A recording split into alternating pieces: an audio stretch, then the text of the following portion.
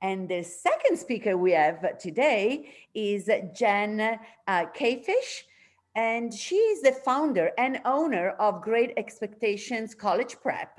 She's a graduate of Northwestern University with nearly 20 years of experience in the world of college admissions. During her time at Northwestern, she served as a liaison between the university and local high school applicants. After spending several years in the test prep industry, she founded Great Expectations in 2006 after recognizing the need for holistic and full service guidance. So, the company's goal is not just to help students navigate standardized testing and the college application process, but to encourage them to find academic and extracurricular pursuits that they both enjoy and excel at. Great Expectations counselors have helped thousands of students think ahead throughout high school to create a narrative that is both authentic and unique. Right. Nice to see everybody here. Thanks so much for coming, and try to answer as many questions as we can, because there's a lot of craziness this year with COVID that makes it even more complicated and stressful, I think, for juniors. But at the end of the day, one thing that stays the same is that colleges are still looking for students who do more than the bare minimum. So I think with COVID in general, it's been very easy for students to, whether it's grades, whether it's a lack of extracurricular activities, no standardized testing, a lot of that's understandable, right? But if you're trying to differentiate yourself, it's finding ways to still stand out and take advantage of the time you have left to do things that are interesting and engaging. And if you can test, we'll talk about that in a second. But one thing with your activities, I've talked to a lot of students when school's out of session, if you're in school clubs or anything involved at school, it's hard to do much. But when you're on your college application, if you look at a copy of the Common Application or the UC application, they want a description of the activity, but their focus is on your role or involvement as a student, right? So I've had a student, my favorite one of all time, was the student who said she was in French club, and her description is, we meet on Fridays and eat French food. It's like, but you don't necessarily do anything other than to partake in baguettes and cheese, right? It's like, so what can you do? So we started talking about, how do you get involved in French Club then? What is your impact on French Club? So for people who are doing this, I had a student recently during COVID who coordinated French cooking lessons for everyone in French Club via Zoom, right? So it can be little things, but it's making sure that you're not just signing up for things and stepping back or saying, because it's COVID, I can't do anything, oh well.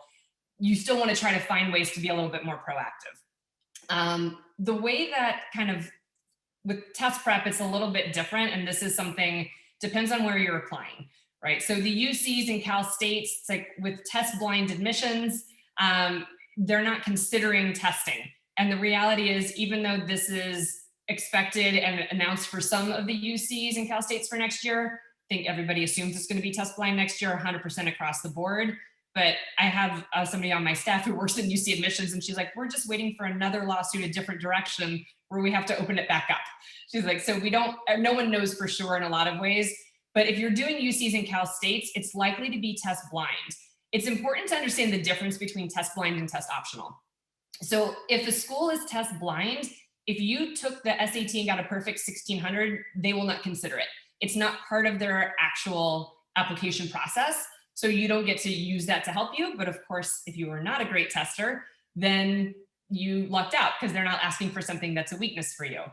Test optional is where it gets messier. One of the big questions is, how do you even test during COVID? And right now, the answer is leave LA County. You don't need to fly to another state. You can. But Orange County, Castaic, near Lake Arrowhead, places that are a little bit more remote or a little bit less concerned about COVID in general, are more likely to host the tests. So I've had students who've tested since March of last year based on where they sign up. So there's obviously a little bit of luck, there's strategy, but luck involved, because if there's an outbreak at that place that you signed up for, it can always get canceled, but there's still plenty of ways to test. For most schools, again, they're moving into almost certainly going to be test optional going into next fall. A lot of schools have already announced it, private schools, and other state schools outside of California, but not all of them yet. So you want to go in expecting that there might be some schools on your list that require testing. The odds are it'll be a small number, if any, but if it's test optional, like I said about not doing the bare minimum, The question you have to ask is, could this help my application? Could this make me stand out? So I have tons of students who are going, great, I don't need to test if it's optional. Why would I do it? And it's like, well, if you could be one of the few students who submits an above average SAT or ACT score to those schools, that's a really good thing, right? It helps differentiate you. And you think about these poor admissions reps, they're looking at applications where a year to a year and a half of school has been online. Some schools have been incredibly challenging. Others have been very easy, right? I have some schools that are just giving out A's like candy for online school.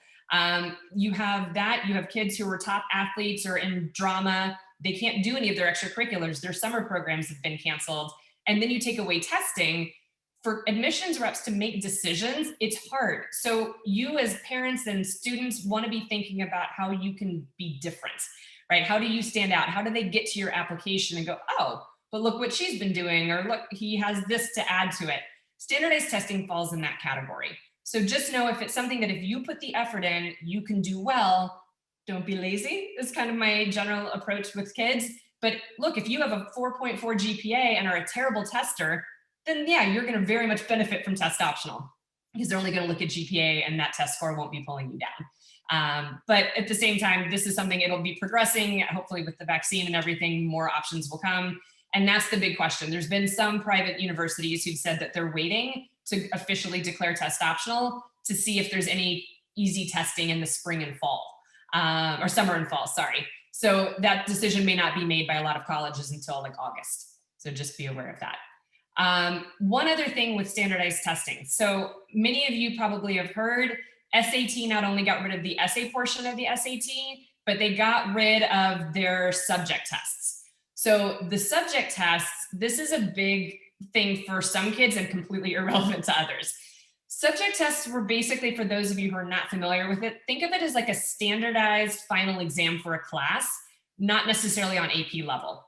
Right. So if you took a subject test in chemistry in the good old days, like prior to 2 weeks ago, you could say, look, I got a B in chemistry, but I did really well on this subject test. Or my AP score didn't go well or it got canceled and I have this now.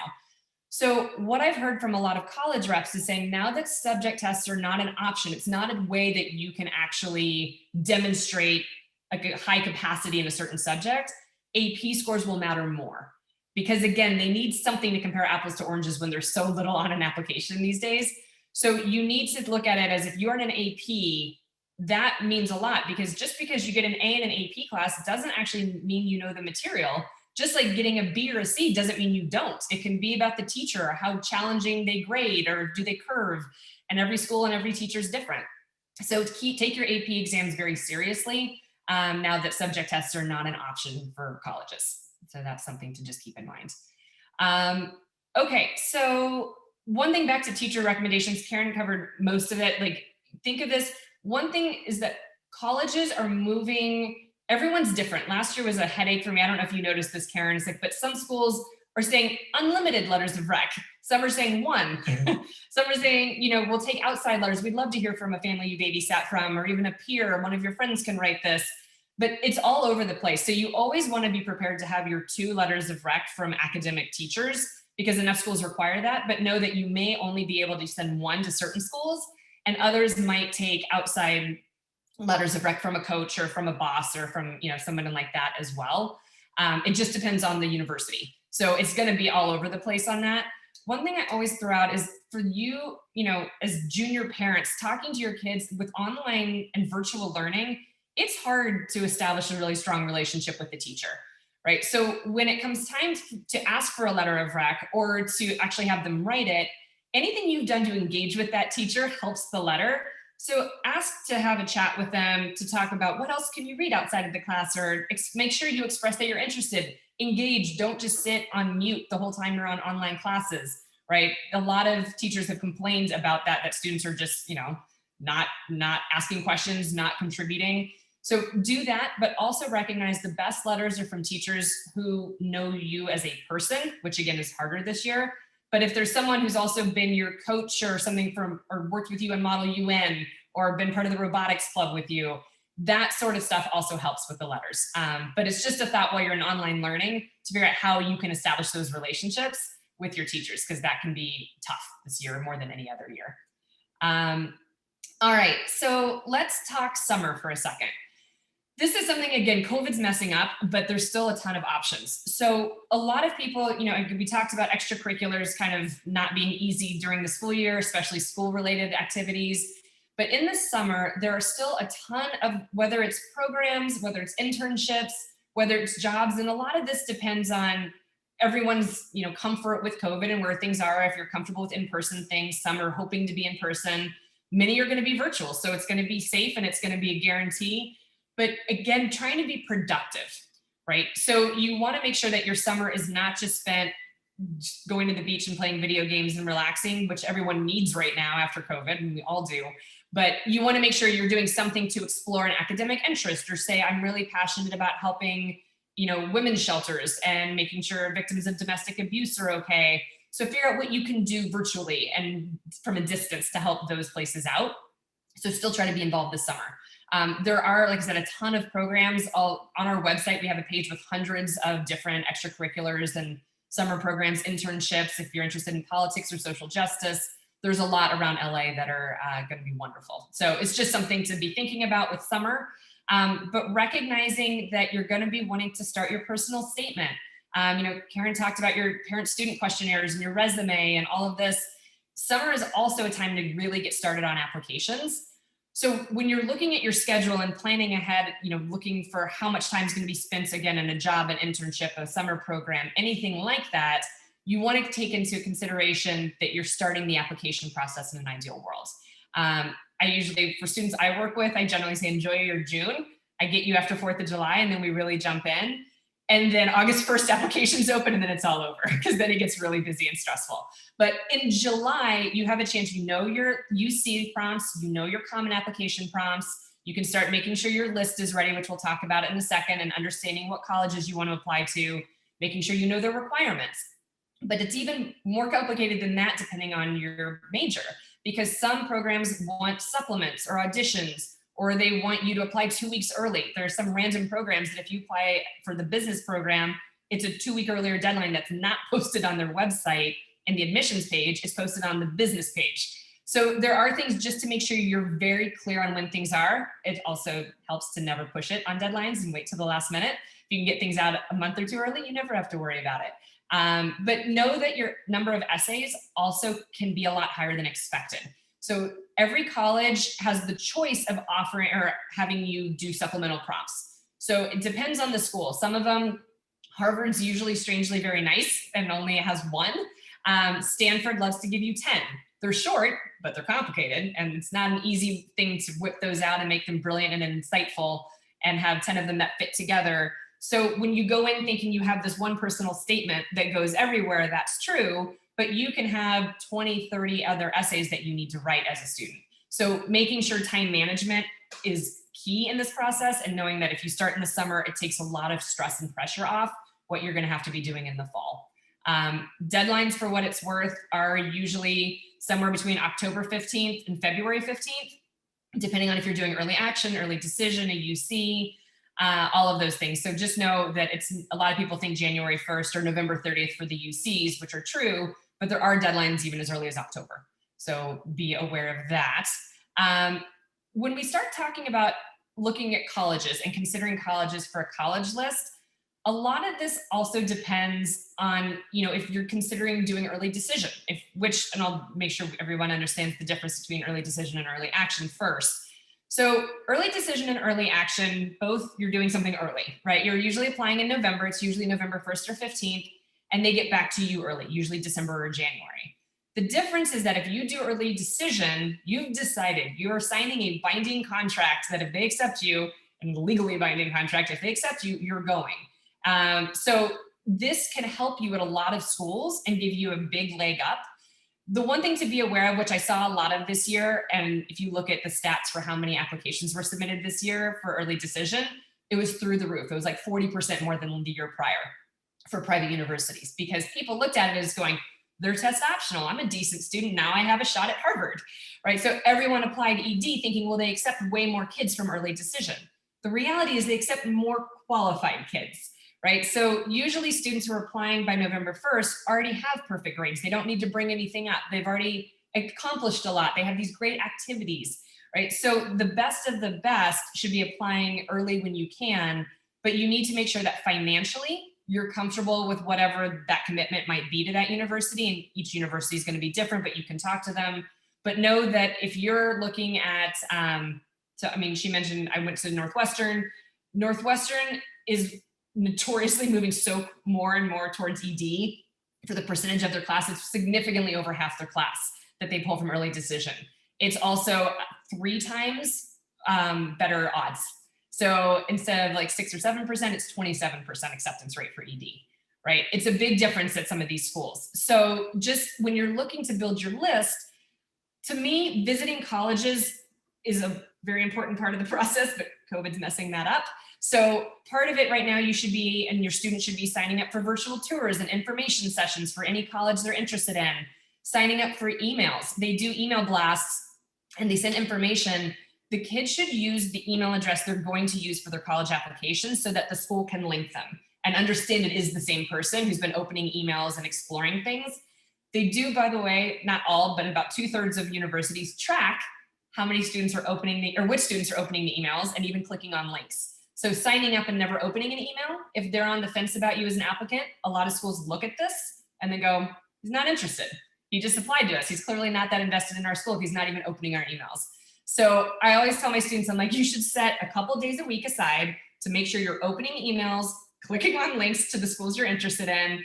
And if you get an email or see an article that's about something relevant to your interest, if you want to be an engineer and they send out an email about their new engineering building and labs, or this new professor or this new breakthrough research they're doing, save it.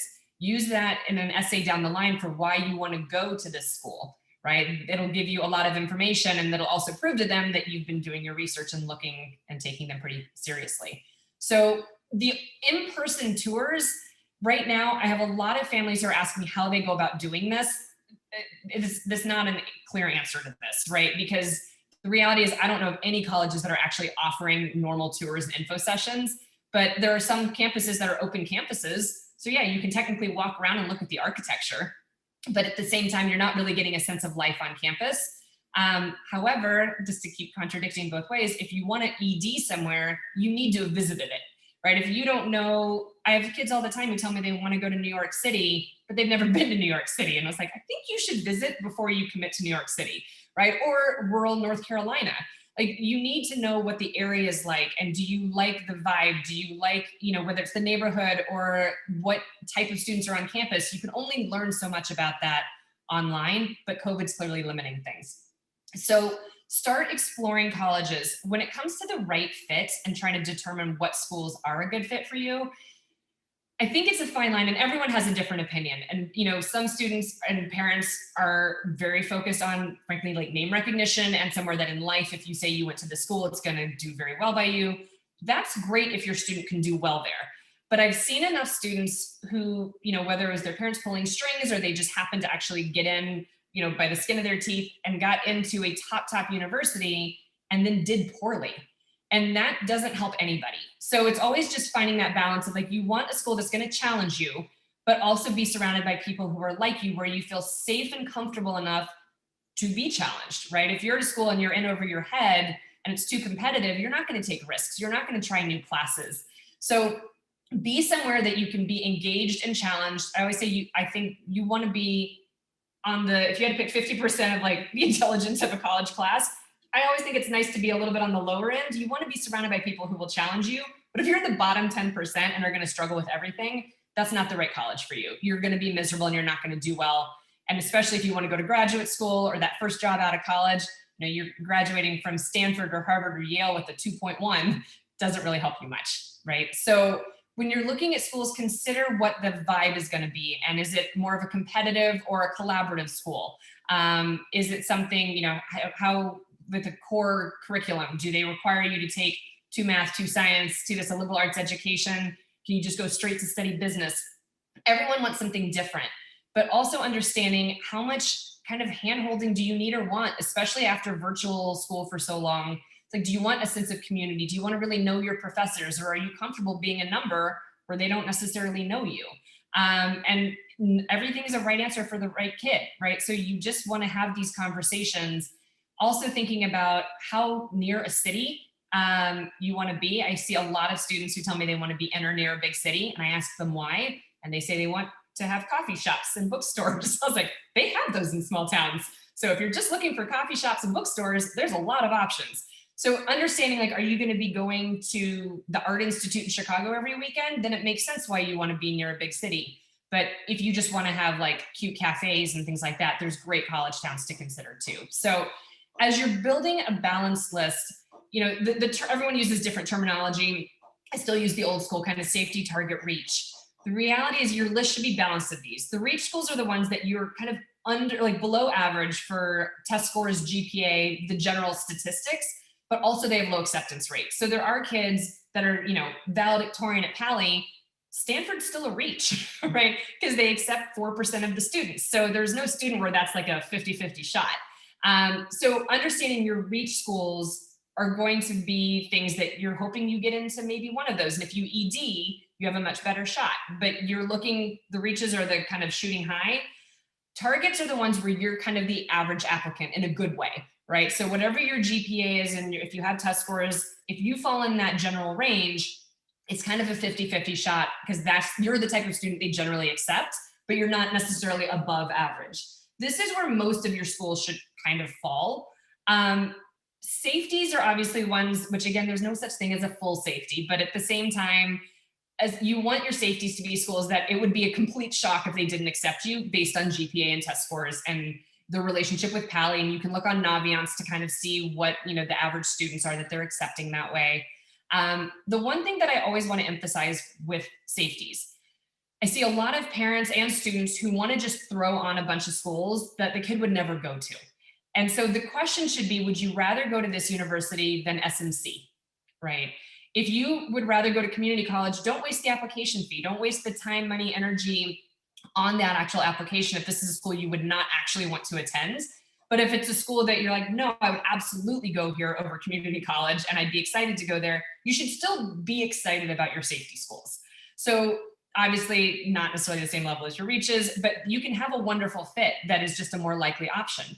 And by the way, when it comes to money, this is something to keep in mind, that if you're looking for, you know, financial aid in particular, but even merit scholarships, backwards. But if you're looking for merit scholarships in particular, you want to be looking at schools that you're above average, right? So if you're applying somewhere and you have a higher GPA and higher test scores than their average student, they're more likely to throw money at you and kind of wine and dine you and say, we'll let you into the honors program and you can have the best dorm and you can have first choice in classes and here's $20,000, right? So they do that because you're above average. So your safeties are more likely for that reason to give you money. So that's one big plus to what, you know, people consider kind of safeties, and even sometimes targets. Reaches, even if they offer merit scholarships, which frankly a lot of the top universities do not offer merit scholarships, they're only financial aid based. For those schools, they can say, look, if we let you in, that's our gift. Like, we're not going to give you anything beyond that. And that's your call, right? So know that you're not necessarily going to get money from your reaches. That is merit aid. The difference between these is financial aid is need-based and it's a calculation. So you can do this online. There's lots of different places. Most colleges have a financial aid page where they have a calculator. And you can kind of put in some numbers. They'll tell you what they generally expect you are going to be able to pay. And it gives you a sense of whether you agree or not. And then if you need there to be merit aid on top of that, that's a different kind of conversation. But merit aid is simply how much do they want you and how fantastic is your applicants that they're going to try to wine and dine that kid to come. So understanding the difference outside scholarships. So a lot of schools have the merit aid scholarships within the school that do offer them, but there are a ton that are outside of the universities that are not school specific. Some of them are huge, and you might hear of like the Coca-Cola scholarship and it's a full ride, right? Like, great. So 1 or 2 kids a year get that one. It's great. Feel free to apply for it. But at the same time, the smaller ones that you'll see online, and you know, there's a ton of resources. I can always share something, and there's lots of different ways to find scholarships. The smaller ones are easier to win. All right. So don't overlook things. You might look at $500 or $1,000 scholarships in the scope of what you're paying for college and go, well, what's the point? It's like, well, if you win 10 of those, that adds up. It's way more likely to win 10 $1,000 scholarships than one $10,000 scholarship. So if you're investing time now, and start looking at deadlines. There are some that are due by the beginning of senior year, others that aren't due until you start college in the fall. So they're all very different. So just start doing the research now so you can be looking at those outside options. Okay, so then that's Merit. I'm seeing if there's anything else on that, and we can have questions afterward about the merit and financial aid as well. But so back to kind of standing out in the process, this is something that it depends on the university. But the reality is, if you have trying to think, if you have an interest in engineering, right, and you apply to the School of Engineering at a university, they're comparing you to engineering kids. So what is expected or required of you is going to be different than if you'd applied to their College of Arts and Science as a physics major, right? So when you're looking at the programs and the majors at each college, you might apply for engineering at some universities, but again, physics or something else at others, because your reach schools applying for engineering or business is going to be a lot more challenging. All right, they get a lot more competitive, and what was a target school overall is now a reach if you're applying for those specific programs sometimes. But you want to start looking at majors. I love to recommend kids look at University of Michigan for those majors, just not even if you're looking at the school, but because they have unique, interesting majors. They have one called organizational studies, which is basically it's economics and business in general, but with political science, sociology, and psychology. It's how do groups interact, and it's fabulous. And like those kids, you look at their placement in jobs after they graduate, it's incredible. But no one goes to college thinking, if you're just scanning a list, organizational studies, I always have kids who are like, I don't want to organize things. It's like, it's not what that is. So having your students start clicking on things and going, what does this even mean? What does this major even include? This can also help you determine what you want to be doing in the summer, right? What you want your activities to be and how you're going to write your essays. So start researching what those majors are going to be. And Karen touched on this, what courses you should be taking senior year. It is something where if you're not sure if you're going to be applying as a business major or an English major, it does change a little bit what they're looking for. And by the way, only at some schools, like Cal Poly San Luis Obispo is notorious for this, but most schools don't lock you into your major. Like 99% do not. If, for those of you who attended college, you might remember how many of your friends or even you changed your major 2 or 3 times. You have until the end of sophomore year to actually declare it. But it's about who you're being compared to, or if it's again, like the College of Engineering or the School of Engineering, it's a different application process. So you just want to be careful and understand what that is. You don't want to try to game the system too much. If you realize physics is easier to get into, but you hope to get into the School of Engineering, pay attention to how easy it is to transfer. Because even an internal transfer from College of Arts and Science to School of Engineering can be really hard. Some schools make it easy, most do not. So you want to make sure that you're picking a major that plays to your strengths. So another thing is I have students who say they want to be pre-med or business, but all they've done is like drama and art classes. So colleges are going to look at them as being insincere in their interest, right? Even if it just means they want to have a steady job, they're going to say, but you don't actually love it. So we don't trust that you're going to be a member of our class for the next 4 years. We assume you're going to drop it. So just make sure that we talk about your narrative, that everything kind of fits together. And then I think, the last thing just to be kind of thinking about, which we talked a little bit about at the beginning, is just your general timeline for the next 6 to 12 months. All of these things that we've talked about, you can be doing in bits and pieces, but you want to make sure that your application is ready to go, meaning like you are the best candidate you can be by early fall, right? So maximizing the next 6 months, again, for activities, classes you're taking, summer plans, all of that, if testing, if you're going to test, that is what you should be doing over the next 6 months. But it doesn't mean you stop activities once you apply, right? They still want you to be doing things and challenging yourself with coursework senior year. One last thing about coursework, I do have a lot of students who ask why senior year matters, because you put your GPA through 11th grade on your application when you apply, and they're like, senior year's not even included. And I was like, but they asked for it. They're going to check on that, right? So it's not like you can just if you take easy classes senior year and just relax and skate, that sends a message to colleges, and it's not a good one. So if whatever you've been doing, get more and more competitive each year. So if you had, 2 APs junior year, you don't want to drop to 0 or 1 senior year, assuming you did well and were able to handle the workload. So keep that in mind too. Thank you so much for all your knowledge. This was very helpful. I see it in the comments. Everybody's thanking you both.